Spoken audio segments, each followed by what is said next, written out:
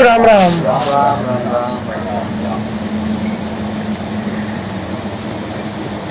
मुंबई में आज यहाँ संजो हुए हमारे रमेश भाई के घर, इसके लिए आपको बहुत बहुत बधाई हो। केवल ज्ञान विज्ञान का सत्संग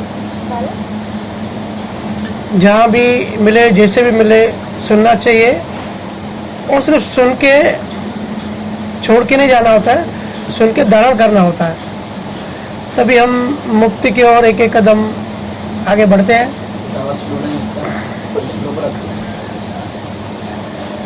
हम मुंबई वासी को पता है कि यहाँ की लाइफ कितनी टफ है, कितनी बिजी है, कहाँ कहाँ कैसे कैसे हमको भागना पड़ता है, कैसे चीज़ें मैनेज करनी पड़ती हैं। गाँवों से कंपेयर करें तो कितनी फैसिलिटीज़ हमको कम है।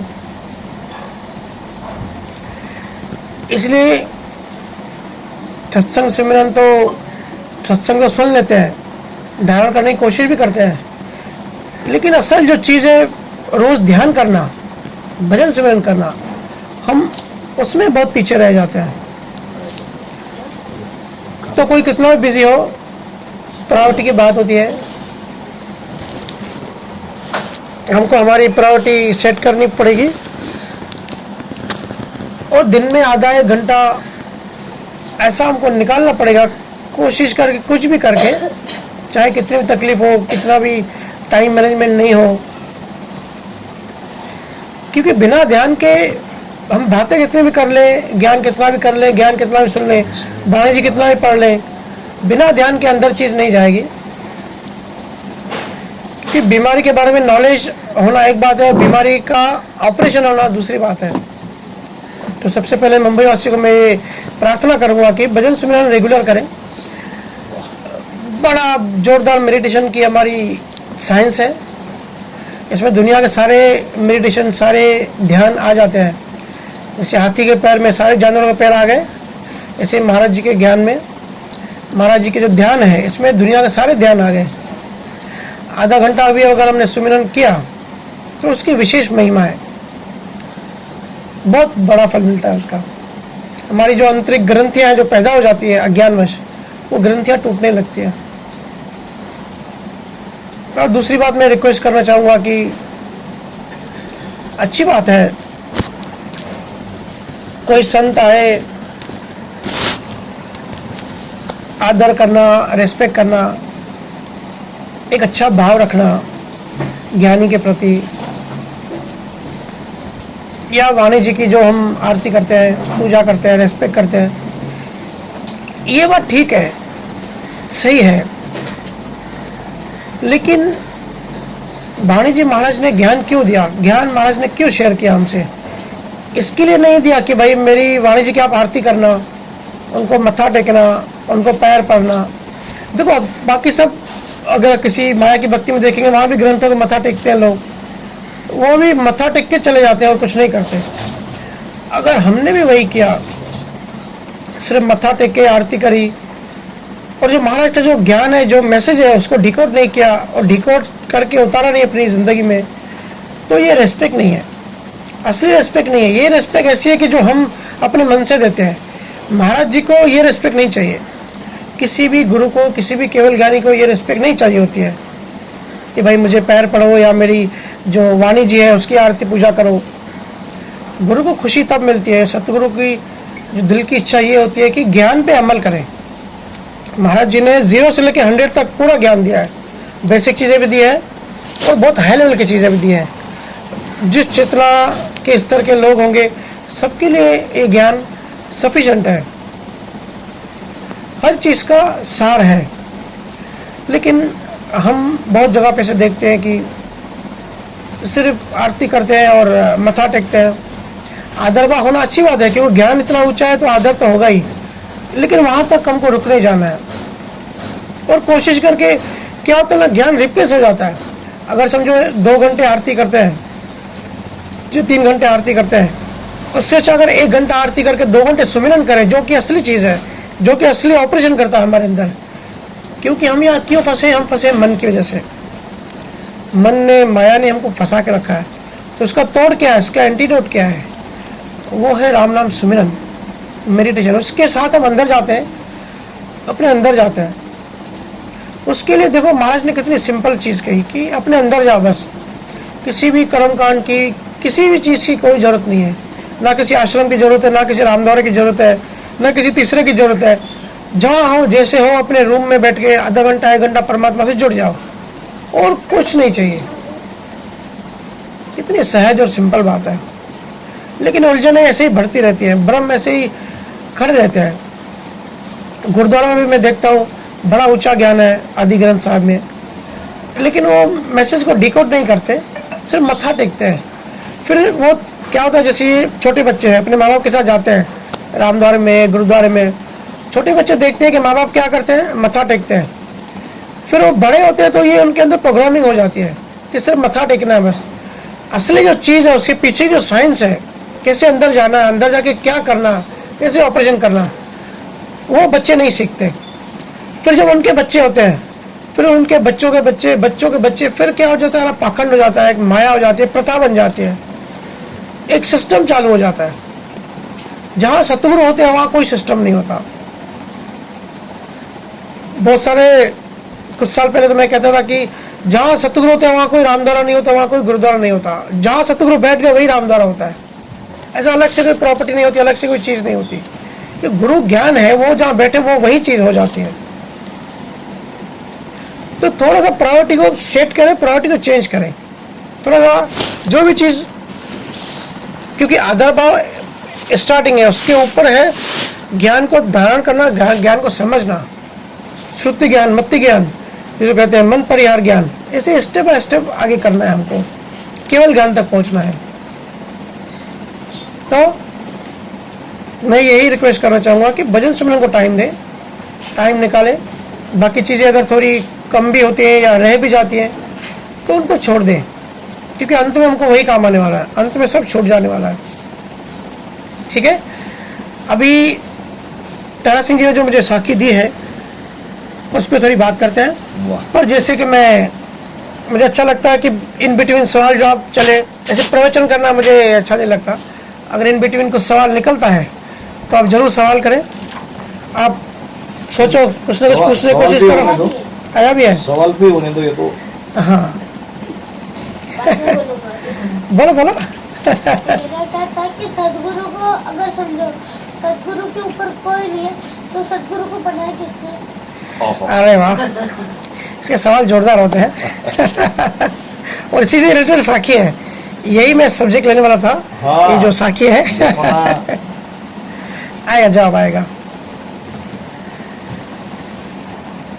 अभी जो साखी तारा सिंह जी ने दी, पहले मैं उनके पढ़ता हूँ। हाँ। महाराज जी ने कहा है, ये सत्य स्वरूप आनंद पद के, आनंद पद नियक्षर की, नियक्षर निज नाम की, हालांकि पूरा ग्रंथ ही लेना चाहिए, पूरा कॉन्सेप्ट समझने के लिए सब लेना चाहिए, लेकिन हम थोड़ा संक्षिप्त में, क्योंकि समय की कमी है, थोड़ा सा स्पीड में जाते हैं।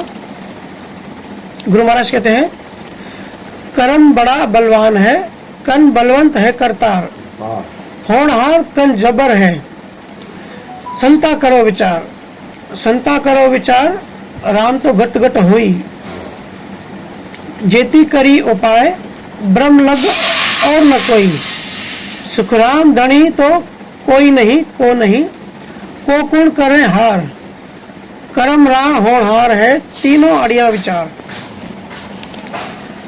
देखिए महाराज जी क्या कहते हैं, कर्म बड़ा बलवान है, कन बलवंत है करतार।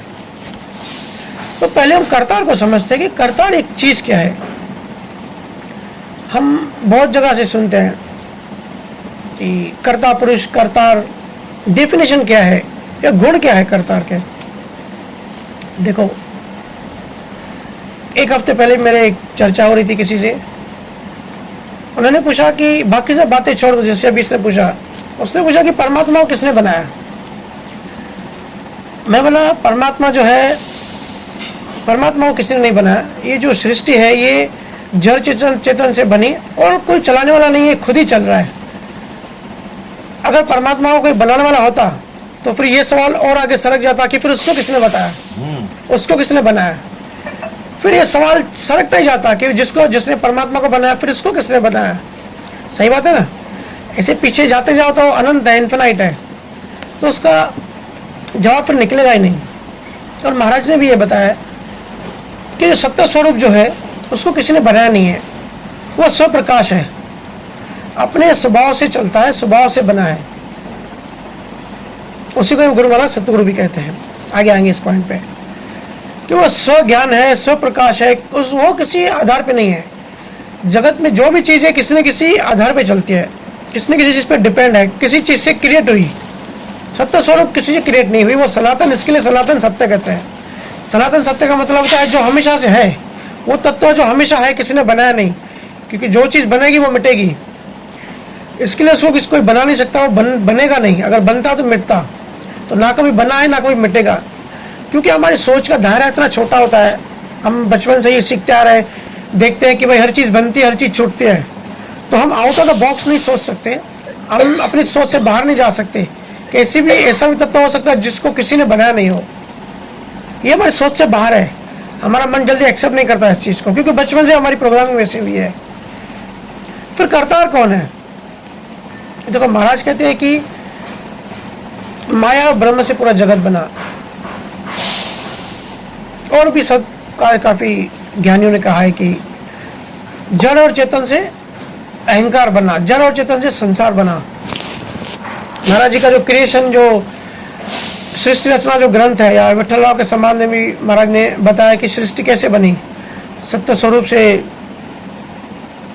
चेतन तत्व, चेतना नीचे आई, फिर वो जिंग शब्द बनी, उसको जिंग शब्द कहते हैं। फिर वो और नीचे आई, ऐसे नीचे नीचे आती गई।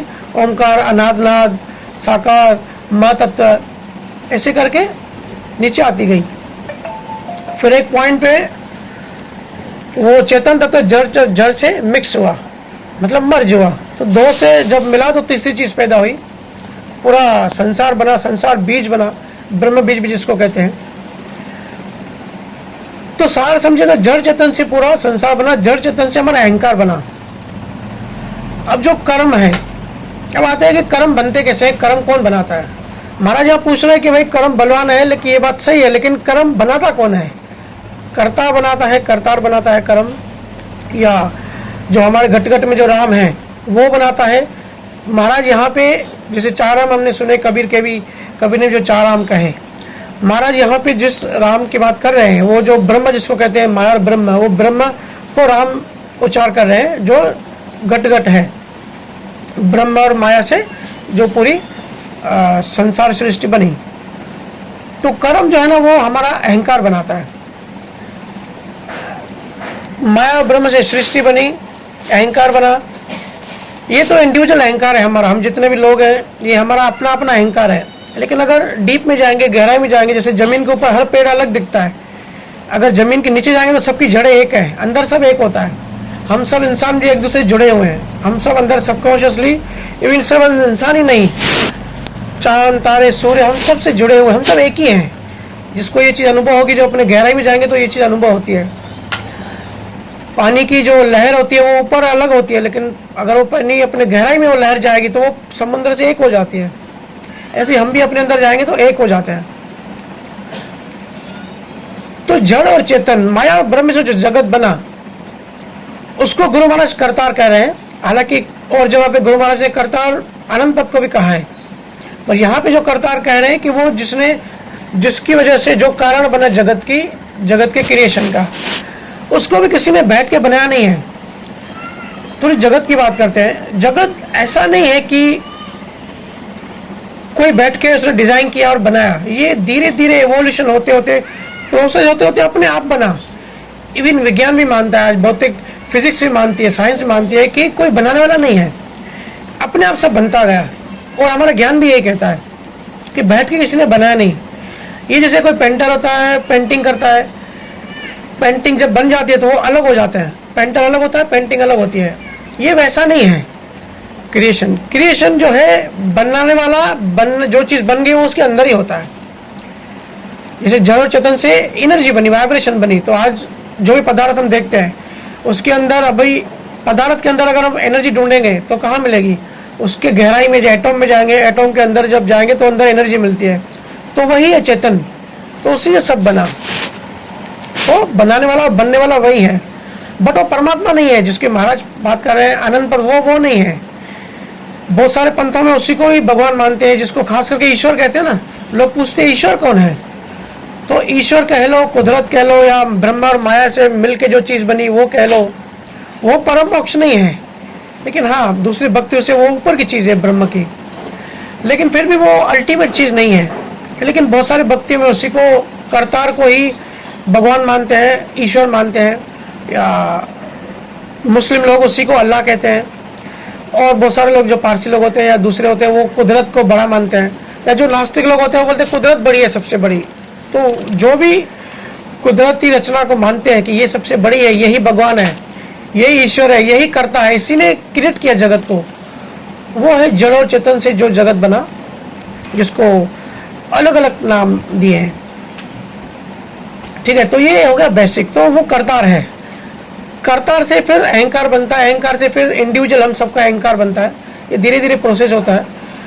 इंडिविजुअल अहंकार की वजह से फिर हमको शरीर मिलता है, शरीर की वजह से फिर हम इवोल्यूशन होते होते 5 तत्वों का शरीर मिलता है। फिर हमको अज्ञान होता है, हमको सत्य की पता नहीं होता, तो हम अज्ञान में कर्म बना लेते हैं।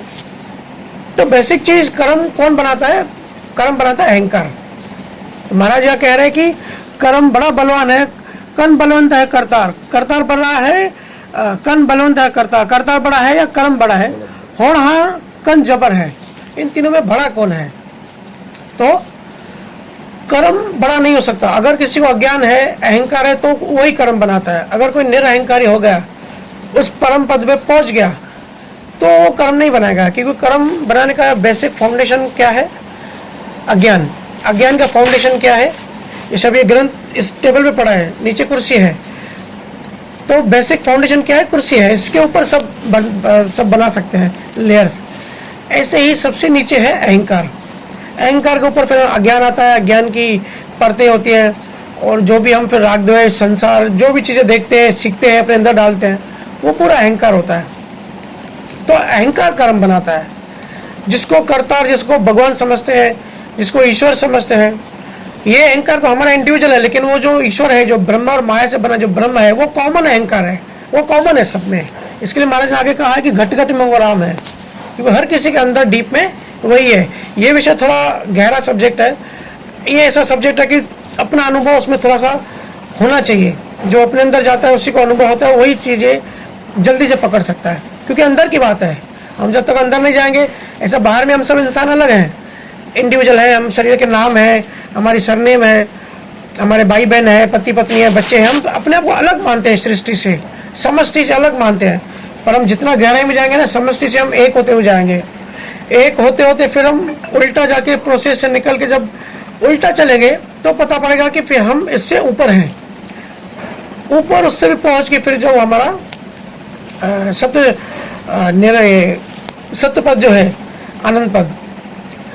तो पहली चीज ये समझने की आनंद पद जो है, या जब परमात्मा जिसको हम कहते हैं, वो किसी पे डिपेंड नहीं है, किसी पे आधारित नहीं है, वो स्व आधार है, स्व ज्ञान है, स्व प्रकाश है। उसके आधार से होनकाल बना, उससे आधार से ये जो करतार महाराज ने लिखा है ना, ये करतार उसके आधार से है। जगत की सारी चीजें उसके आधार से चल रही है, परमात्मा के आधार से। लेकिन मैं फिर कह रहा हूँ, परमात्मा क्रिएटर नहीं है, परमात्मा ने बैठ के बनाया, ऐसा नहीं है। परमात्मा ने सिर्फ प्रेजेंस से, होने से, उनकी चेतना से, उनकी चेतना, वो जैसे सूर्य में इतनी रोशनी है, लेकिन एक सूर्य की किरण निकल के आ गई, हमारी धरती तक पहुंची। ऐसे परमात्मा की जो सत्य शब्द, जो नियक्षर है, जो ये करत बोलते हैं, करत शब्द, करत चेतना जब नीचे आई, करत चेतना से ब्रह्म बना, ब्रह्म और माया एक हुए, जिसको जड़ चेतन भी कहते हैं, उससे पूरा जगत बना। तो महाराज आगे कहते हैं, संता करो विचार, संता विचार करो इस पे, क्योंकि ये महाराज भी समझ रहे कि बड़ी बड़ी गहरी बात है। इसके लिए महाराज यहाँ, मुझे पता नहीं इसके पहले के साखियों में क्या कहा है, लेकिन इन दोनों साखियों में महाराज ने कहा है कि बहुत गहरा विषय है, बहुत ध्यान से समझो। कर्म बड़ा बलवान है, कन बलवंत है करतार, होनहार कन जब्बर है, संता करो विचार, संता करो विचार, राम तो घट घट हुई, कि राम तो घट घट है, हम सबके अंदर है। तो क्या वो राम वो करतार है? वो क्रिएशन करता है, मतलब वो अहंकार करता है, वो कर्म बनाता है? ऐसे महाराज एक एक से पूछ रहे हैं कि भाई थोड़ा विचार करो, थोड़ा भेद करो, महाराज के ज्ञान को भेद ज्ञान क्यों कहते हैं, डेफिनेशन करो, डिस्टिंग्विश करो कि कौन सी चीज़ क्या है। नाम कुछ भी दे दो।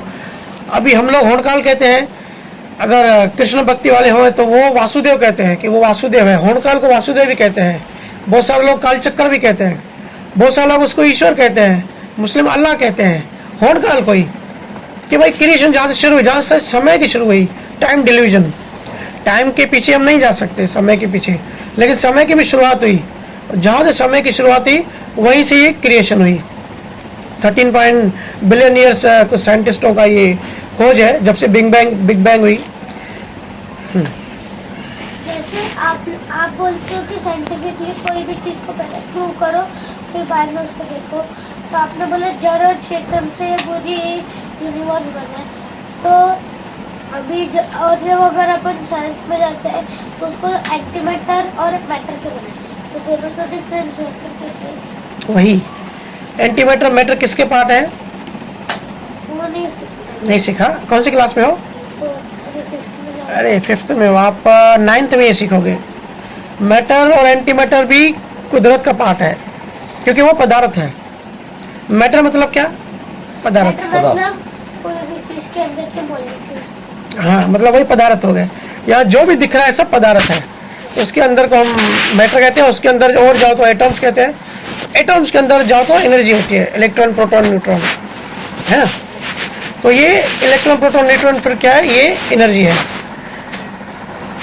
तो जैसे मैंने कहा कि पेंटर अलग है, पेंटिंग अलग है, पर ये राम और ये बनाने वाला, यहाँ राम मतलब वो कुदरत है, सनातन सत्य वाला नहीं।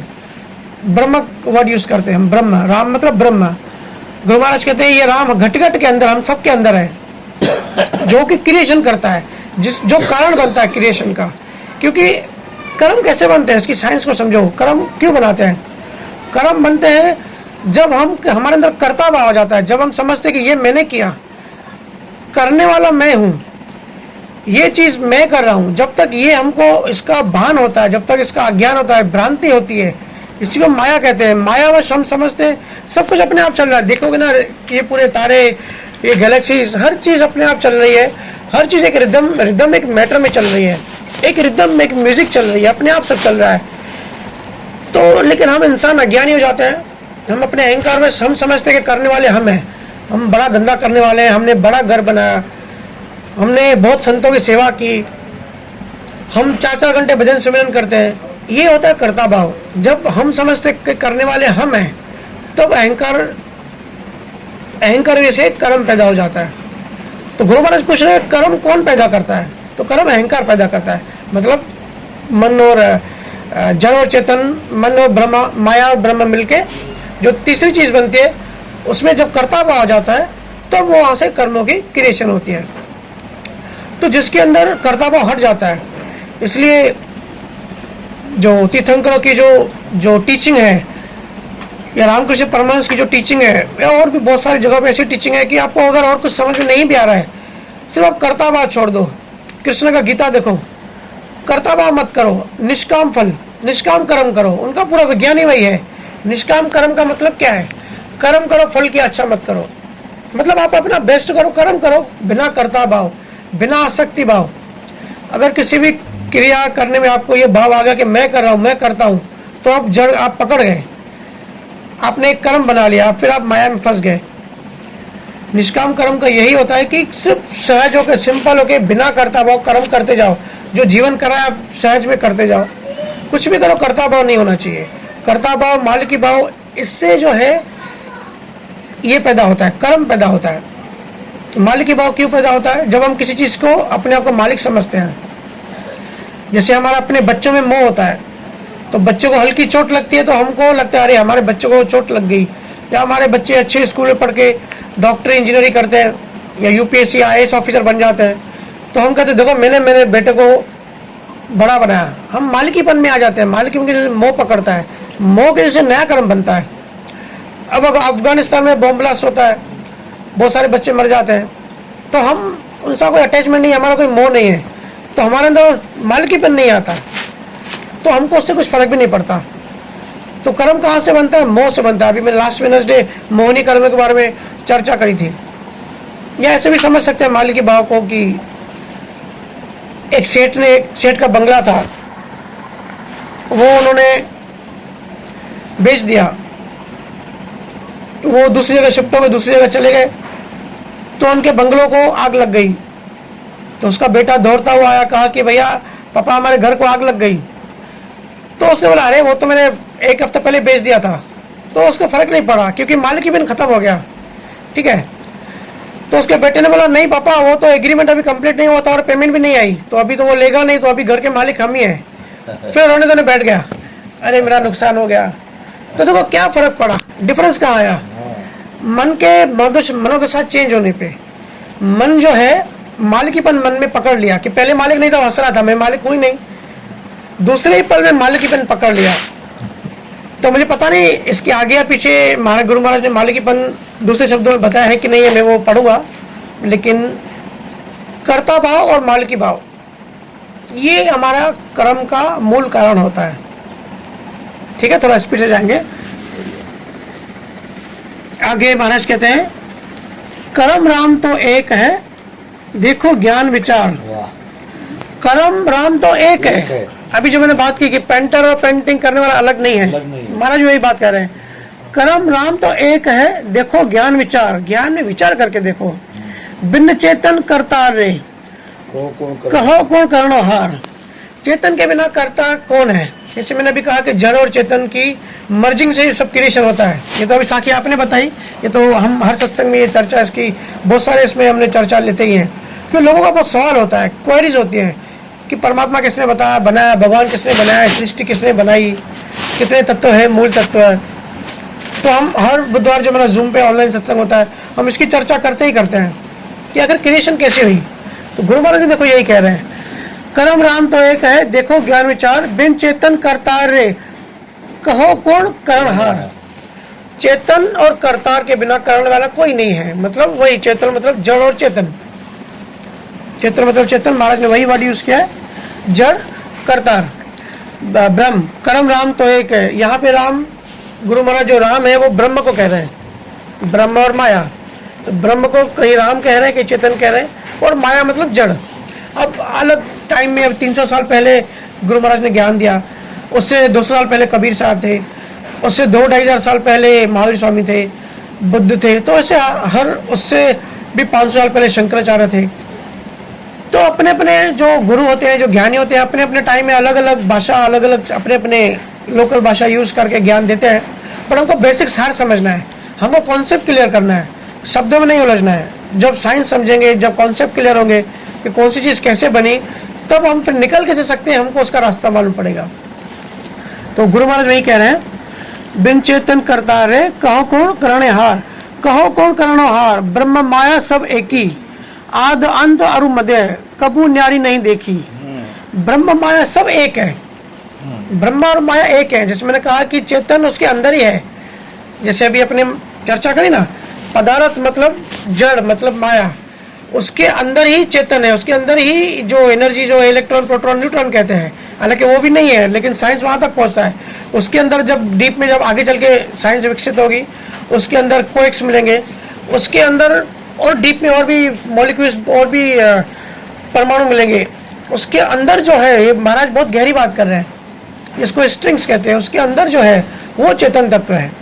तो चेतन तत्व जो ब्रह्म, तो ब्रह्म उसके अंदर ब्रह्म है, ऊपर से माया है। माया मतलब ये जड़ हमारा जो देख रहे हैं, पूरा दृश्य संसार, पूरा पदार्थ वाला, उसके गहराई में जाएंगे तो हमको ब्रह्म मिलेगा। इसलिए कहते हैं राम हमारे घट के अंदर है। क्यों कहते हैं? क्योंकि हमारे अंदर है, हम ऊपर से तो पदार्थ हैं, हमारे अंदर और भी 5 शरीर है, सूक्ष्म शरीर, कारण, महाकारण से और भी हमारे शरीर है, उसके अंदर राम है। क्योंकि पदार्थ के अंदर राम है, उसके अंदर ब्रह्म है। कहने का मतलब ब्रह्म और माया जब एक हुए, जब मर्ज हुए, जैसे पति पत्नी के मिलन से बच्चे पैदा होते हैं, ऐसे ब्रह्म और माया के मिलन से पूरा जगत पैदा हुआ। तो वो है क्रिएशन, वो है कारण जगत का। सब पूछते हैं जगत का कारण क्या है? परमात्मा ने जगत बनाया। परमात्मा ने जगत नहीं बनाया, परमात्मा जगत का कारण नहीं है, जगत का कारण है ब्रह्म और माया, क्योंकि वो एक हो गए। महाराज भी यही बात कह रहे हैं, ब्रह्म माया सब एक ही। आद अंत और मध्य, कबू न्यारी नहीं देखी। महाराज जी कहते हैं आद में ये जो चीज हमने डिस्कस करी अभी, जड़ और चेतन की, ये महाराज कहते हैं कि आद में मध्यंतर में और अंत में ऐसी चीज कभी किसी ने नहीं देखी कि ब्रह्म और माया अलग है, ये एक ही है। कहने का मतलब ये भी सनातन तत्व है। कहते हैं ना सनातन तत्व दो है, एक तो परमात्मा जो है ही, जो निरक्षर कह लो, परमात्मा कह लो, सत्य स्वरूप कह लो, दूसरा ये जगत होनकाल का, ये हमेशा रहने वाले हैं। हम जो अभी पैदा हो गए अहंकार से हमने शरीर ले लिया, शरीर से हमने नामधारी हो गए, सरनेम हो गई, हमको मोक्ष मिल जाएगा, हम यहाँ से निकल जाएंगे। हम अगर सही सतगुरु मिले, सही ज्ञान मिले, फॉलो पे करें, एक दिन हम रिवर्स में चले जाएंगे और जैसे अहंकार बना वैसे अहंकार छूट जाएगा, हम सत्य पद में पहुंच जाएंगे। लेकिन जगत ऐसे ही चलता रहेगा क्योंकि आदि से चलता आ रहा है, अनंत तक चलता रहेगा। महाराज वही कह रहे हैं, आद अंत अरु मध्य कबू न्यारी नहीं देखी, इससे कोई अलग चीज नहीं देखी। गुरु महाराज भी बहुत बड़े साइंटिस्ट थे अपने जमाने के, बहुत उन्होंने अंदर जाके रिसर्च की, 18 साल भजन किया, कितना ज्ञान होगा। मुझे तो सोच के मुझे बहुत अचरज होता है, कितना ये जो दिया है ना, मतलब हार्डली 10% दिया है महाराज ने। बहुत सारी चीजें ऐसी होती है अनुभव में, जो चीजें जो बताई नहीं जा सकती, और बताई भी गई तो सामने वाला समझ नहीं सकता क्योंकि कम्युनिकेशन नहीं हो सकता प्रॉपर। तो ये सिर्फ 10% आप मान लो कि महाराज ने ज्ञान दिया। महाराज ने कितना अनुभव किया होगा, 18 साल भजन एक सीट पे क्या कहते हैं, हम आधा घंटा नहीं बैठ सकते एक जगह पे, बैठेंगे और विचार घूमने शुरू हो जाते हैं, शरीर हिलने चालू हो जाता है, भाई चलो अभी उठो उठो। तो ये महाराज की हमारे ऊपर कृपा है। आगे कहते हैं, कबू न्यारी ने देखी सुखराम समो होनहार रे, पुला न्यारी हुए, ये करता बस को नहीं, सुन ज्ञानी कहूँ तो ये। महाराज जी कहते हैं कि ज्ञानी सुनो मैं तुमको करता हूँ कि करता के बस की बात नहीं है, ये करता बस को नहीं, सुखराम समो होनहार रे, पुलंजन न्यारी हुए। महाराज जी यहाँ कहना चाह रहे हैं कि मैं जो बात तुम्हें कह रहा हूँ ये इससे न्यारी है। सभी जगत, सारे ज्ञान, सारे पंथ इन्हीं चीजों में फंसे हैं। संख्य योग, जड़ और चेतन, अहंकार, ब्रह्म और माया, या विष्णु की भक्ति, शंकर की भक्ति, शिव की भक्ति, ब्रह्मा विष्णु महेश की भक्ति। महाराज कह रहे हैं कि सब इन्हीं में फंसे हैं और थोड़ा टाइम के लिए थोड़ी दूसरी जगह पे जाएंगे, स्वर्ग में जाएंगे, लेकिन वापस गिर के नीचे ही आएंगे। तो सब भटकेंगे इधर ही, ब्रह्मांड में होनकाल के अंदर ही सब भटकेंगे बार बार। इस करतार के बाहर कोई नहीं आ सकता। ये जो क्रिएशन हो गई, हमको उससे उस साइड जाना है, उस साइड परमात्मा, उसके बाद क्रिएशन हुई, उस पॉइंट से हम नीचे गिर गए। तो पूरा ब्रह्मांड अभी वही है, जो मल्टी यूनिवर्स की जो थ्योरीज है, जिसपे आजकल बहुत जापान में काम हो रहा है कि मल्टी थ्योरीज, मल्टी यूनिवर्स है, एक यूनिवर्स नहीं है। तो महाराज ने पहले ही सब बता दिया है कि ये ब्रह्मांड से बाहर जाना बहुत मुश्किल है। बाहरी जगत तो कभी भी नहीं जा सकता। बाहरी जगत तो अभी लाइट की स्पीड से कोई रॉकेट नहीं बना पाया। संसार में कहते हैं कि सबसे हाईएस्ट स्पीड लाइट की है, 3.5 लाख किलोमीटर पर सेकंड में ट्रैवल करती है। और हमारे जो आज के जो लेटेस्ट जो रॉकेट्स हैं वो 27,000 किलोमीटर पर सेकंड पर मिनट की स्पीड से भागते हैं। तो अभी तक उतनी स्पीड बनी नहीं। 1000 साल बाद भी हो सकता है ऐसे व्हीकल, ऐसी मशीन्स बने, लेकिन लाइट की स्पीड से फिर भी कोई नहीं चल सकता, क्योंकि ये नियम है, लाइट की स्पीड से कुछ चलेगा इतनी रफ्तार में तो वो पिघल जाएगा, इतना टेम्परेचर हाई हो जाएगा, कोई भी चीज़ वो पिघल जाएगी, वो जीरो शून्य हो जाएगी, मतलब खत्म हो जाएगी। तो भौतिक जगत तो पहुंच ही नहीं सकता। बाहर की साइंस की भी एक लिमिट है जाके, ये जो अंतर की साइंस है, क्योंकि लाइट की स्पीड से किसकी स्पीड ज़्यादा होती है? मन की स्पीड होती है। कहते हैं ना ब्लैक होल में कोई नहीं जा सकता, ब्लैक होल में ग्रेविटी बहुत पावरफुल है। और व्हाइट होल के बाहर करिए। हाँ, उल्टी ग्रेविटी होती है वहाँ पे, रोशनी पास नहीं होती तो कुछ फोटो भी नहीं ले सकते वहाँ से। लेकिन मन की यात्रा कर सकते हैं, मन जो है वो वहाँ तक पहुँच सकता है, मन की स्पीड उससे ज़्यादा है। लेकिन मन से भी ज़्यादा किसकी स्पीड है? चेतना की, जो शुद्ध चेतना है। वो तो उसकी स्पीड की बात ही नहीं कर सकते, क्योंकि वो परमात्मा ही है। ठीक है, वो इतनी अनंत स्पीड है कि वो पता ही नहीं पड़ेगा कि वो स्पीड है या रुका हुआ है, वो एक जगह पे जाके एक हो जाता है।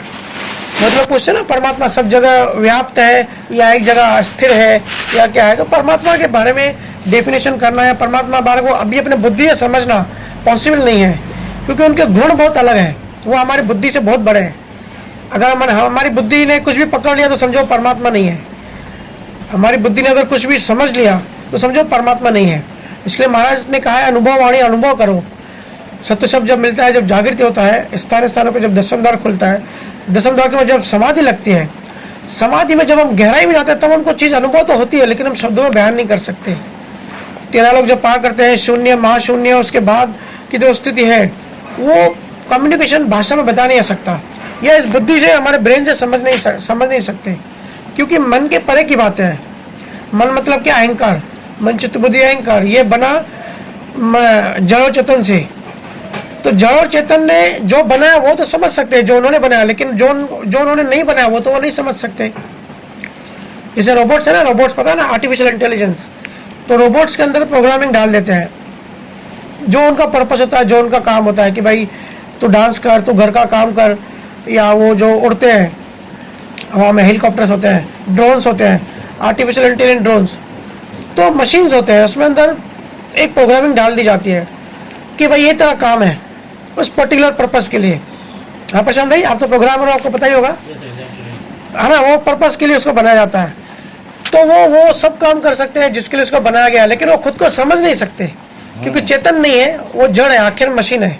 मशीन बहुत खूबसूरती से काम कर सकती है, मशीन इंसान से 1000 गुना अच्छा काम कर सकती है, लेकिन खुद को नहीं समझ सकती। हम इंसान खुद को समझ सकते हैं, क्योंकि हम चेतन है असली में।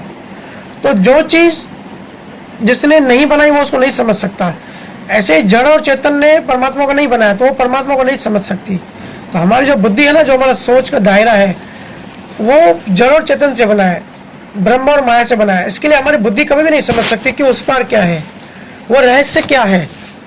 हल्के हल्के सिर्फ ध्यान में, समाधि में अनुभूतियाँ होती है, वो भी कुछ सेकंड्स के लिए, लेकिन वो भाषा में नहीं बता सकते, क्योंकि वो समझ बुद्धि का पार्ट नहीं है, बुद्धि का डिपार्टमेंट ही नहीं है।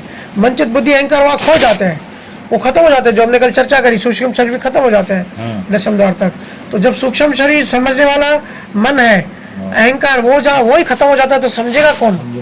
तो वहाँ पे चेतना जो है वो आत्म बोध करती है, वहाँ पे मन नहीं होता, वहाँ पे आत्मा, आत्म कह ले, आत्मा के लिए, चेतन कह ले, वो बोध करती है। कोई ज्ञान मेमोराइज नहीं होती। मेमोरी कहाँ हमारी सेव होती है? मन में। मेमोरी जो है हमारा मन चित्त बुद्धि अहंकार में जाकर सेव होती है, बौद्धिक ज्ञान जिसको कहते हैं। लेकिन दशम द्वार के उस पार हमारा मन खत्म हो जाता है, हमारी बुद्धि खत्म हो जाती है, तो वहाँ पे फिर मेमोरी कहाँ से होगी? वहाँ मेमोरी की जरूरत ही नहीं पड़ती, क्योंकि चेतना बोध करती है। तो महाराज वही चीज कह रहे हैं, ये कर्ता बस को नहीं, सुन ज्ञानी कहो तो है। ज्ञानी मैं तुझे बता रहा हूँ, ये कर्ता के बस की बात नहीं है ये चीजों को समझना, ये चीजों को समझना। और जो शुरू से चल रही है, मध्यंतर भी है, जो अनंत तक है, तो इस तरीके से कर्म बनता है।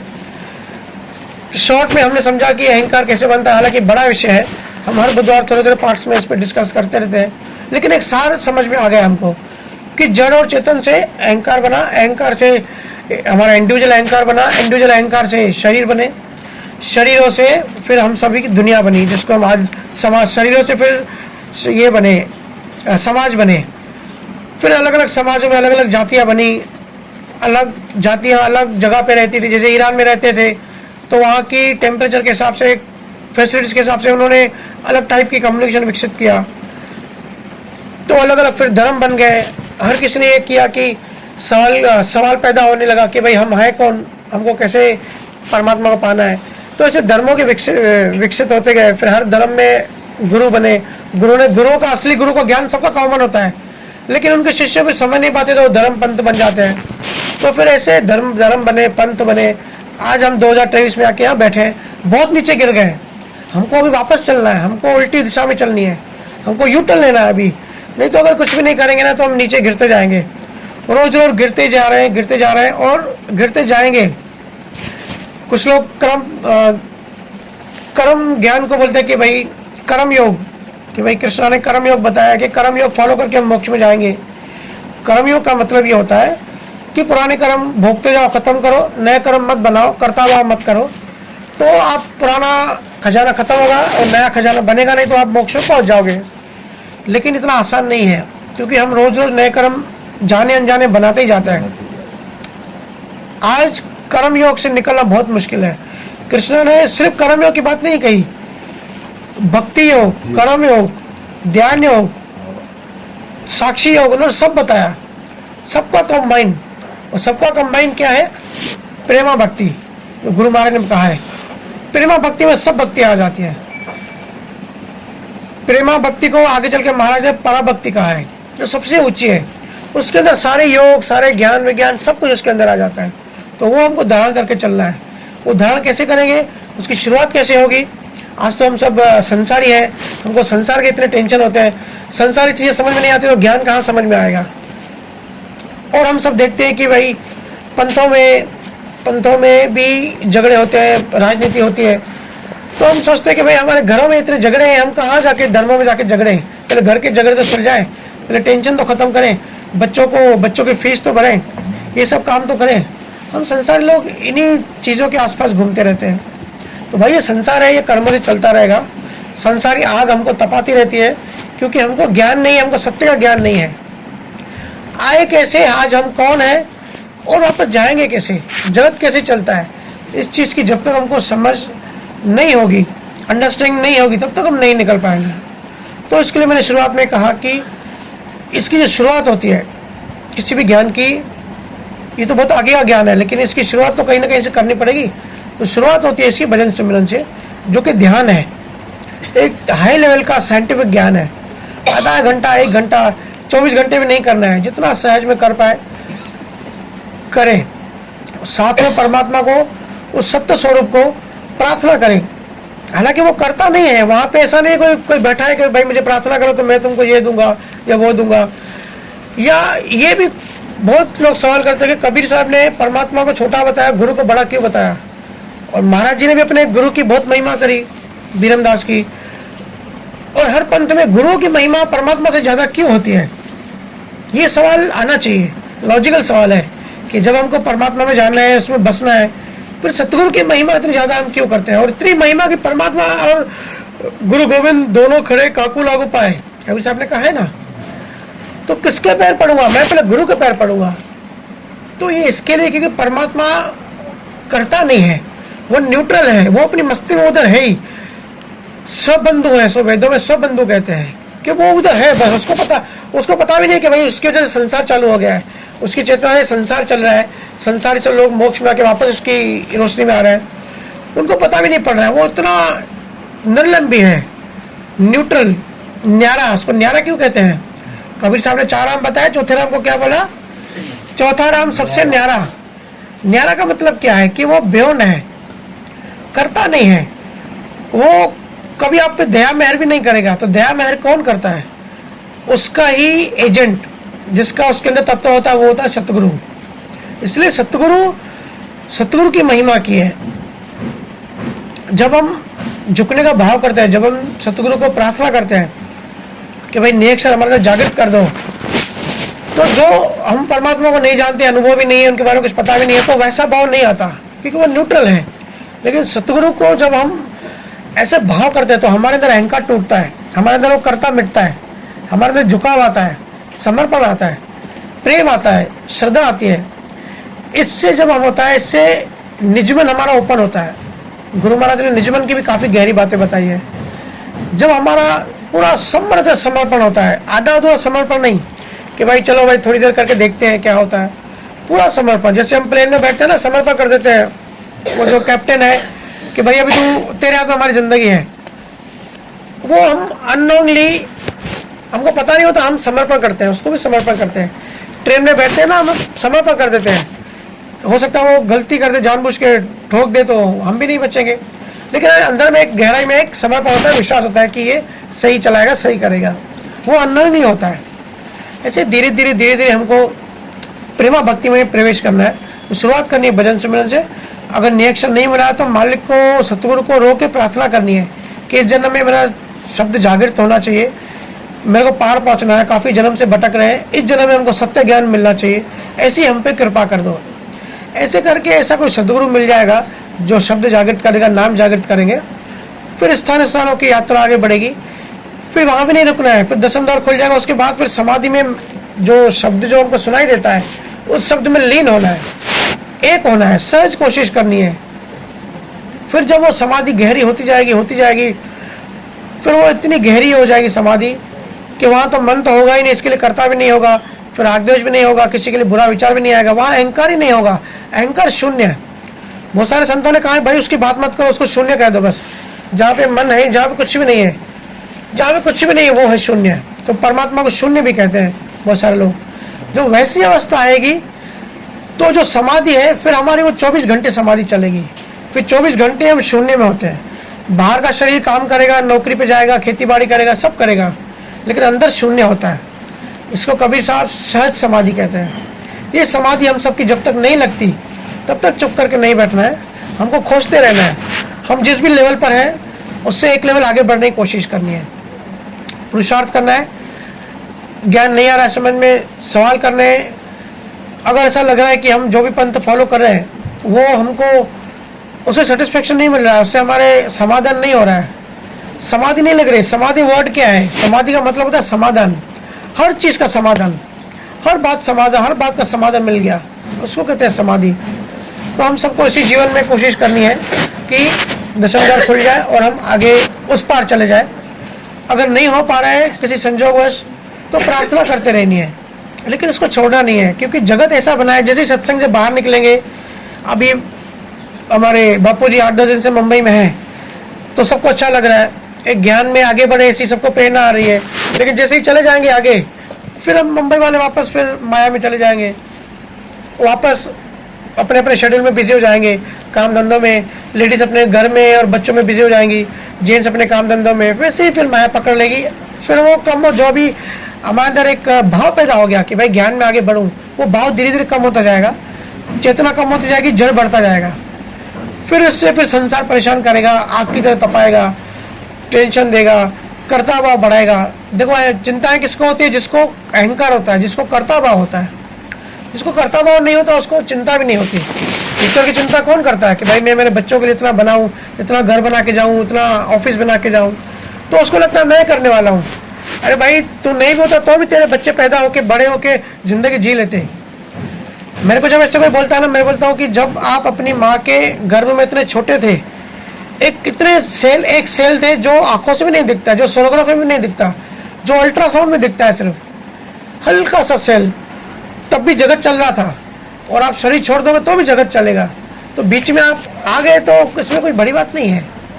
तो कर्ता भाव छूटना चाहिए। ये दो साखियों का जो मैंने सार समझा, कर्ता भाव छूटना चाहिए। वो जो कर्ता है, जो इसको ईश्वर समझते हैं, जो समष्टि का कर्ता है, उसके बारे में अंडरस्टैंडिंग, उसके बारे में समझ बढ़ानी चाहिए। वो समझ में आ गया तो कर्म सिद्धांत समझ में आ जाएंगे। कर्म सिद्धांत समझ में आ गया तो कर्ता भाव मिट जाएगा, अहंकार मिट जाएगा। एक साइड हमको कर्म कर्ता भाव मिट जाएगा तो कर्म हम नहीं करेंगे, नए कर्म नहीं बनाएंगे। और दूसरे साइड हम भक्ति में है, प्रेमा भक्ति में भजन सिमरन करेंगे तो जो संचित कर्म है, जो क्रियावान कर्म है, वो डिलीट होते जाएंगे। इस साइंस को पकड़ के हम धीरे धीरे मुक्त होते जाएंगे। मुक्ति का भी प्रूफ है कि भाई मोक्ष भी हमको बाद में नहीं चाहिए, अभी डेली लाइफ में हमको मुक्त होना है। डेली लाइफ में हमको शांति अनुभव होनी चाहिए। अगर हम ज्ञान में है और हमारा मन बहुत ज़्यादा विचलित है, रोज विचलित है, अशांत है, कुछ समझ में नहीं आ रहा है, तो समझो कहीं गड़बड़ है, सही डायरेक्शन में नहीं है। ठीक है, अभी किसी को कुछ पूछना हो तो पूछ सकते हैं, नहीं तो अभी आप कंटिन्यू कीजिए। अभी 1 घंटा आधा घंटा मैं सुनूँ आपको। मेरे को जो बढ़िया टॉपिक है, इसी टाइम हो नहीं गया, आधा घंटा जीव का है। किसी को सवाल हो तो पूछ सकते हैं, कुछ मन में क्वारी हो तो, क्योंकि हम तो बोल लेते हैं लेकिन मन की क्वारी रह जाती है। तो मन की क्वारी जरूर निकलनी चाहिए, वो इम्पोर्टेंट होता है। क्योंकि समाधान होना चाहिए। समाधान नहीं हो रहा है और हम सुन के आ गए लेकिन अंदर सवाल बैठ गए तो मन नहीं खुलेगा, मतलब ज्ञान में आगे नहीं बढ़ेगा, रुकावट होती है हमारे अंदर। हम सबकी तरफ से यही पूछता है, उनको बता दिया। हाँ, तो सतगुरु का जो था ना आपका, तो सतगुरु जो है वो परमात्मा ही होता है, वो निरक्षर सतगुरु होता है। और निरक्षर जो है वही शरीर लेके, क्योंकि हमको ऐसा भाषा समझ में आएगी जो हमारी तरह इंसान हो। ऊपर अगर आकाशवाणी होगी, आकाश से आवाज आएगी ना, तो हम डर जाएंगे, हम समझ नहीं पाएंगे। जैसे जेल होता है ना, जेल में किसी को छुड़ाना है तो बंदे को जेल में लेके आना पड़ता है, वो बेल होता है ना कोर्ट का, वो जेल के अंदर लेके आना पड़ता है, किसको छोड़ दो। ऐसे ही निरक्षर को सतगुरु का वस्त्र पहन के शरीर लेके आना पड़ता है इस संसार में। हमारे जैसा आदमी होता है वो, क्या? हाँ, ह्यूमन लाइफ में आता है, वो निरक्षर ही होता है। गुरु जो होता है वो अंदर तत्व होता है, निरक्षर तत्व, उसको सतगुरु कहते हैं। पर जब ये जैसे ये सदगुरु नहीं, गुरु लोग चाहते हैं, सदगुरु चाहते हैं कि ह्यूमन लोग धरती पे जितने भी लोग हैं सब लोग ऊपर चले जाए, ज्ञान मुक्त हो जाए। तो जो लोगों को ये धर्म पता नहीं है, जैसे हम लोग करते हैं ना, बोलते करते हैं जैसे अमेरिकन कैनेडियंस, तो उन लोग को कौन लेगा?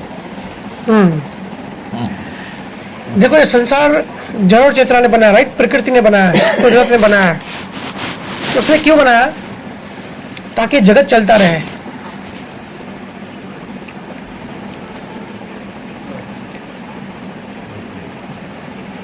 पर परमात्मा तो जड़ और चेतन से अलग है ना, तो वो लोग किनको कैसे? जो ब्रह्म और माया है वो अंधेरे में समझो कोमा की अवस्था में थे, सोए हुए थे। परमात्मा की चेतना एक रोशनी किरण उनके अंदर गई, वो 20 स्वरूप विस्फोट हुआ, उसके अंदर से 3 गुण निकले, रजोगुण, तमोगुण और सतोगुण। ये 3 गुण और 25 प्रकृति से पूरा जगत बना, ठीक है? जड़ चेतन मूल में, उसके बाद 25 प्रकृति। अब बन तो गया। अगर दुनिया के सारे जीव मतलब हम इंसान नहीं, जो 800 करोड़ है, पेड़ पौधे, पहाड़, मछलियाँ, जानवर, इवन बैक्टीरिया, बैक्टीरिया समझते ना, बैक्टीरिया, अगर सबको मोक्ष मिल गया, नॉट ओनली बैक्टीरिया, सारे माइक्रो ऑर्गेनिज्म जो भी होते हैं, अगर सबको मोक्ष मिल जाएगा तो वो जो प्रकृति है वापस उसकी मौत हो जाएगी, क्योंकि प्रकृति अपने आप को जिंदा रखती है हमारे थ्रू, जीवों के थ्रू। इसके लिए उसने अनंत जीव पैदा कर दिया, अनंत अहंकार पैदा कर दिए, और वो पूरी कोशिश करती है कोई भी मोक्ष में ना जाए। इसलिए उसने कर्मों में फंसाया, कर्मों में फंसा के अज्ञान में फंसाया, अज्ञान में फंसा के हमारे अंदर वासना पैदा की, इच्छाएं पैदा की। जैसे हमको बहुत सारे लोगों को इच्छाएं होती है कि भाई मैं नॉनवेज खाऊं, और दूसरे टाइप की वासनाएं होती है, लालच होते हैं, लोभ होते हैं, काम, क्रोध, लोभ, मोह, अहंकार, ठीक है? ये इतने गाढ़े कर दिए, इसे फंसाया सब लोगों को, ताकि जाल में निकल नहीं सके। उनके कर्म बना दिए। उन कर्मों के जैसे कोई अमेरिका में पैदा होता है, कोई चाइना पैदा होता है, कोई हिंदुस्तान में पैदा होता है, ठीक है? बोलो, कुछ बोलना चाह रहे? हाँ, तो ऐसे जगत में सबको पानी थोड़ा दो, जगत में ऐसे फंसा के रखा है, तो हर किसी को मोक्ष नहीं मिल सकता।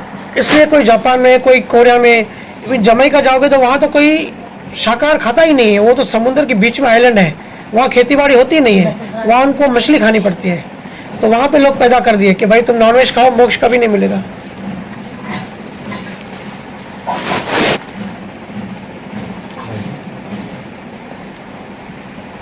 और अगर उन लोगों को भी किसी ने बता दिया कि ऐसा होने वाला है, और सबको किसी ने बता दिया, तो फिर क्या होगा? हाँ, अगर लोग किसी ने बता दिया कि भाई ज्ञान सुनो, ज्ञान समझो, उनको फिर अगर उनको मोक्ष की चाहना है, संसार में सब लोग परेशान होते हैं, तो जाने ऐसी इच्छा करते थे कि ये परमात्मा है, गुरु मिला दे, इन सब से बाहर निकाल, जंजाल से। ऐसा कोई भाव करता है तो वो फिर इस जन्म में या दूसरे जन्म में उसको गुरु मिल जाता है, गुरु जो उसको ज्ञान देता है। और अगर वो गुरु के ज्ञान को धारण करता है, उसके फिर और अगले जन्म में उसको नेक्स्ट लेवल का केवल ज्ञान मिलता है कि मोक्ष कैसे मिले। ऐसे करते फिर वो अगर वो भी ज्ञान धारण करता है, उसका कहना मानता है, गुरु का अपने आज्ञा मानता है, तो वो धीरे धीरे मोक्ष की तरफ बढ़ना चालू हो जाता है। ऐसे सबकी प्रगति होती है, लेकिन सारे जीव को एक साथ मोक्ष मिल जाए ऐसा नहीं होता। और एक आगे बात बताता हूँ, ये जो अभी आप जब 10th या 12th में आएंगे ना, तो एनर्जी का सिद्धांत पढ़ेंगे कि एनर्जी क्रिएट भी नहीं होती और खत्म डिस्ट्रॉय भी नहीं होती, सिर्फ फॉर्म बदलता है, ठीक है? अभी हम भी एनर्जी है। अगर किसी को, एक आदमी को समझो मोक्ष मिल गया, तो उसकी एनर्जी तो खत्म हो गई, तो वहाँ पे तो उसका सिद्धांत फेल हो गया, ये कुदरत का। तो वहाँ पे कुदरत क्या करती है, एक नया अहंकार डाल देती है संसार में, जगत में। उसको जैनिज्म में निगोद कहते हैं। निगोद में बहुत सारी आत्माएं पड़ी है, कोमा में वेट कर रही है अपने नंबर आने का। इस जगत में ये जो जगत है 3 लोगों का, यहाँ पे समझो 10 लोगों को मोक्ष मिल गया, मोक्ष में चले गए, अभी कभी नहीं आएंगे धरती पे, तो 10 आत्माएं निगोद से इस धरती पे आती हैं। मतलब वो खत्म, कुदरत खत्म होने देती ही नहीं है। मोक्ष मिला, नई आत्मा भेज देगी, मोक्ष मिला, नई आत्मा भेज देंगी, क्योंकि अगर सबको, पूरी कायनात को मोक्ष मिल जाएगा तो कुदरत का खात्मा हो जाएगा। इसलिए महाराज ने ये वर्ड यूज किया है, अभी भी जो हमने पढ़ा, कि ये सनातन है, ये जो कुदरत है ना, ब्रह्मा और माया की जो क्रिएशन है, ये भी सनातन है, ये भी हमेशा चलेगी। महाराज ने लिखा ना यहाँ पे, कहा के साखी चला गया। मतलब ये जो सब लोग बोलते हैं महाप्रलय आएगा, ये सब आएगा, तो अगर सच्चे में महाप्रलय आ गया तो कुदरत गायब होगी। महाप्रलय किसको कहते हैं? हम जो धरती में रहते हैं इंसान, लेकिन गैलेक्सीज में कितने धरती है, दूसरी कितनी बिलियंस गैलेक्सीज है। या जो हमारा सूर्य है ना, उसकी उम्र है 4 अरब साल। सूर्य के साथ हम जिंदा है, सूर्य से हम रोशनी लेते हैं, बराबर, सूर्य से प्राण आता है। ये 4 अरब साल सूर्य मर जाएगा, रोशनी देना बंद कर देगा, ये पता है ना। सूर्य मर गया तो हम सभी मर गए, धरती खत्म हो गई, सोलर सिस्टम पूरा उजड़ जाएगा। तो इसको कहते हैं प्रलय, महाप्रलय। लेकिन ये तो हमारे सोलर सिस्टम की बात है। इस गैलेक्सी में कितने बिलियंस स्टार्स हैं, बिलियंस सूर्य है, पता है ना आपको, और कितनी बिलियंस गैलेक्सीज हैं। और वो भी जो हमको विजिबल लाइट से दिखता है, विजिबल के पीछे ऐसी दुनिया है जो हमको दिखती नहीं है। तो अरबों खरबों अनंत वहाँ पे ऐसी दुनिया है, खाली हमारी दुनिया नहीं है। तो ये डेस्ट्रॉय ये होगा हमारा सोलर सिस्टम, दूसरा सोलर सिस्टम में तो है, फिर वहाँ पैदा होंगे। कुदरत अपने आप को जिंदा रखने के लिए अनंत अनंत अहंकार पैदा कर दिए हैं। इसके लिए महाराज ने और सारे केवल विज्ञानियों ने एक परमात्मा को सनातन सत्य कहा है, दूसरा इस क्रिएशन को सनातन सत्य कहा है, कि 2 ही सनातन सत्य है। पर एक और आया, जैसे हम सब लोग ऐसे मोक्ष में एक आदमी चला गया और दूसरा आत्मा जा गए, तो फिर ऐसे जो आदमी अभी इस टाइम पे है वो सब चले गए मोक्ष को, और नए आ गए, तो नए ऐसे वो भी चले गए। तो ऐसे कर करके वो ऊपर जो जैनिज्म में कुछ तो रहते हैं, जहाँ से आत्मा आती है, वो आत्माएं भी खत्म हो गई, तो फिर क्या है? वो खत्म नहीं होता, क्योंकि उससे क्रिएशन ऐसा नहीं कि एक बार किसी ने क्रिएट कर दिया छोड़ दिया, ये रोज क्रिएट हो रहा है। जड़ और चेतन है ना, क्रिएशन रोज हो रही है इसकी। इसके लिए तो ब्रह्मांड जो हमारा है ना, गूगल करना, ब्रह्मांड हमारा लाइट की स्पीड से बड़ा हो रहा है, फैल रहा है। ऐसा नहीं कि वो एक जगह के रुक गया, ब्रह्मांड भी फैल रहा है। ये जो हमारा गैलेक्सी सब दिखते हैं ना, ये दूर जा रहा है हमसे। ब्रह्मांड भी अपनी स्पीड से बड़ा हो रहा है। बड़ा हो रहा का मतलब, ये तो भौतिक विज्ञान की बात बता रहा हूँ। केवल ज्ञानियों ने क्या कहा है कि क्रिएशन रोज हो रही है। जड़ और चेतना है ना, ये रोज रोज वो बनाते जा रहे हैं नई नई आत्माओं, नई नई चेतनाओं को। तो 10 लोगों को मोक्ष मिल गया, 10 नहीं आ जाएंगे। ऐसे जगत हमेशा अनंत कालों तक चलता ही रहेगा, कि जगत कभी खत्म नहीं होगा। 2 चीज हमेशा रहेगी, परमात्मा हमेशा रहेगा और ये जगत चलेगा। इन दोनों को सनातन सत्य कहते हैं। ठीक है, बहुत लॉजिकल क्वेश्चन पूछ रहा लड़का आपका। बहुत लॉजिकल है। कोई सिखाता नहीं। तो जगत अपने आप से खत्म नहीं होगा। हमको हमारा मोक्ष देखना है, हमको अपना मोक्ष करना है, अपने अहंकार को खत्म करना है। जगत का मोक्ष कभी नहीं होगा। कुछ सतगुरु आएंगे, कुछ लोगों को लेके चले जाएंगे हर एक टाइम में। नेक्सर की सत्ता आएगी, कुछ लोगों को अपने साथ लेके चली जाएगी। ये हमेशा चलता रहेगा, हमेशा चलता आ रहा है और चलता रहेगा।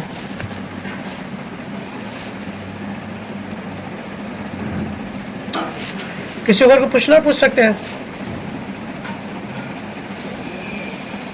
राम भाव ये जो मोक्ष है, हाँ, मोक्ष की बात में जीव कैसे दिखता है? जीव जब तक जीव है तब तक मोक्ष नहीं है। मोक्ष है तो जीव नहीं है। जो दिव्य हो जाता है, जो मोक्ष हो जाता है, उसका स्वरूप क्या रहता है?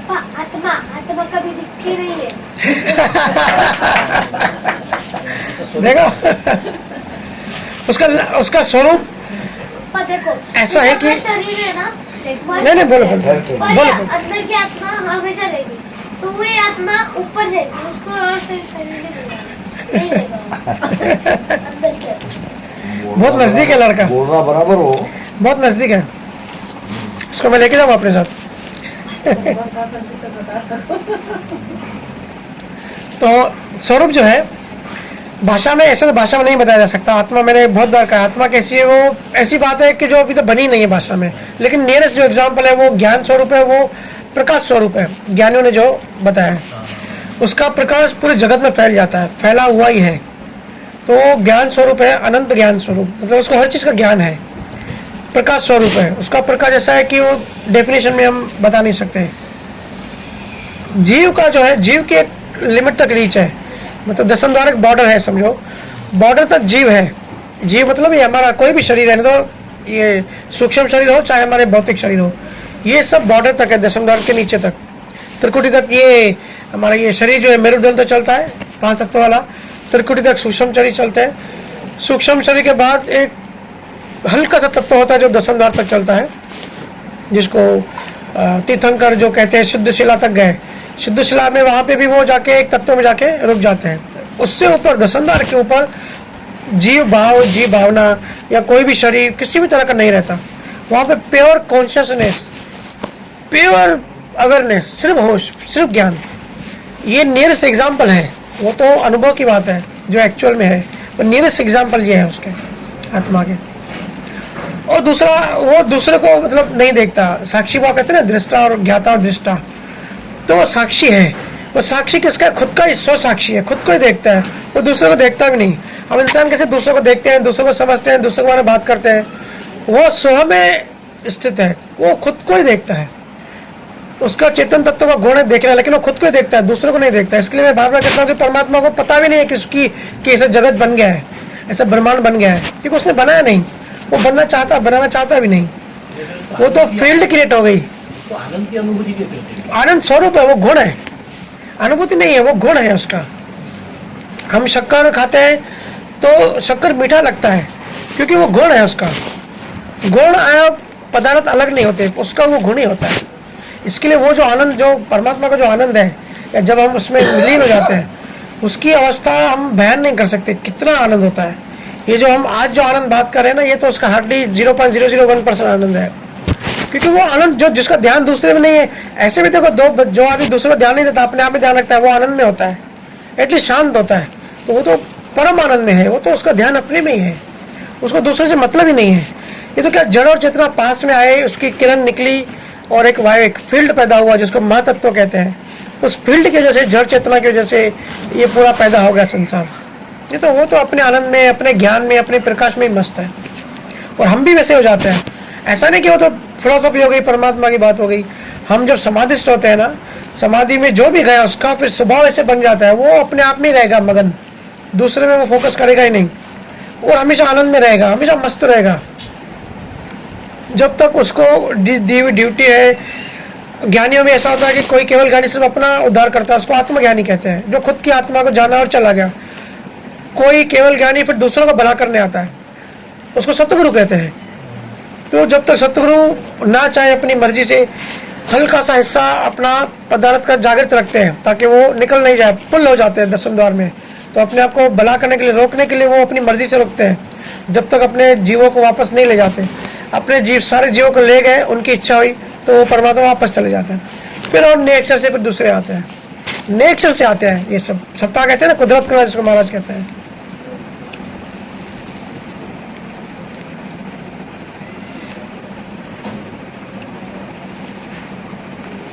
तो बेसिकली हमको भजन सिमरन रोज करना है। फिलोसॉफी की बातें तो बहुत हो गई, हम सब बातें तो कर लेते हैं, लेकिन फिर ध्यान को धारण नहीं करते। प्रैक्टिकली ज्ञान प्रैक्टिकल है, प्रैक्टिकल लाइफ में उतारना है ज्ञान को। अगर आपको बैठने का संजोग हो रहा है तो अच्छी बात है, आपने पुण्य करके आए हो। महाराज ने लिखा है फल फूल के ग्रंथ में कि आप ये करने से ये फल मिलता है, और ऊंचे पुण्यों से आप राम नाम सिमरन करो तो बड़े ऊंचे भाग्य, ऊंचे आप कर्म करके आए हो, तभी आपको बैठने का संजोग मिल रहा है, आपका शरीर साथ दे रहा है, आपको टाइम मिल रहा है, आपको जगह मिल रही है, आपको ऐसा ज्ञान मिल रहा है कि राम नाम सिमरन कर पा रहे हैं। तो बहुत लोग कर भी नहीं पाते हैं, बहुत लोगों को संजोग नहीं मिलता, बहुत लोगों की इच्छा नहीं होती, बहुत लोग करना चाहते हैं लेकिन शरीर साथ नहीं देता, ऐसे सीधी 90 डिग्री पीठ करके बैठ नहीं सकते। बहुत लोगों को जगह नहीं होती। मैं दुबई में था, तड़पता था भजन सिमरन करने के लिए, और हमारे रूम इतना छोटा था, दुबई में जो रहते हैं उनको पता है कि बैचलर होते हैं, 4-5 लोग मिलकर एक रूम शेयर करते हैं, छोटा सा रूम था, और मैं जो था वो 4 लोग पूरे खाने पीने वाले थे। तो मैं ऑफिस से आता था और वेट करता था कि इनका पीना वीना सब खत्म हो जाए और सो जाए तो मैं भजन सुनने बैठूं, लेकिन इतना थक के आते थे। फिर वो रात को 1-2 बजे तक उनका पीने का प्रोग्राम चलता था, उसके बाद सोते, फिर भजन सुमरन बैठता तो मेरे को भी डिस्टर्ब करते, भजन सुमरन नहीं करने देते थे। तो मैं बड़ी प्रार्थना करता था मालिक को, परमात्मा को। तो मुझे एक दिन आइडिया आया, उसके बाद कंटिन्यू 2.5 साल मैंने बाथरूम में जाके भजन किया। वो बैठने देते थे तो मुझे लगता था कि इतना टाइम वेस्ट होता है, पहले तो उनका इंतजार करो, फिर वो सो जाए फिर सो। तो उससे अच्छा ऐसा आइडिया आया मुझे कि ये लोग बैठ के अपना खाने पीने का कार्यक्रम करें, मैं बाथरूम में जाके भजन करता था मस्ती से, आनंद से। बड़ा मजा आता था, बड़ा आनंद आता था। तो वो जब मैं अपना टाइम याद करता हूँ ना, और जब लगता है कि ऐसे और भी लोग होंगे जिनको जगह नहीं मिलती है भजन स्मरण करने की,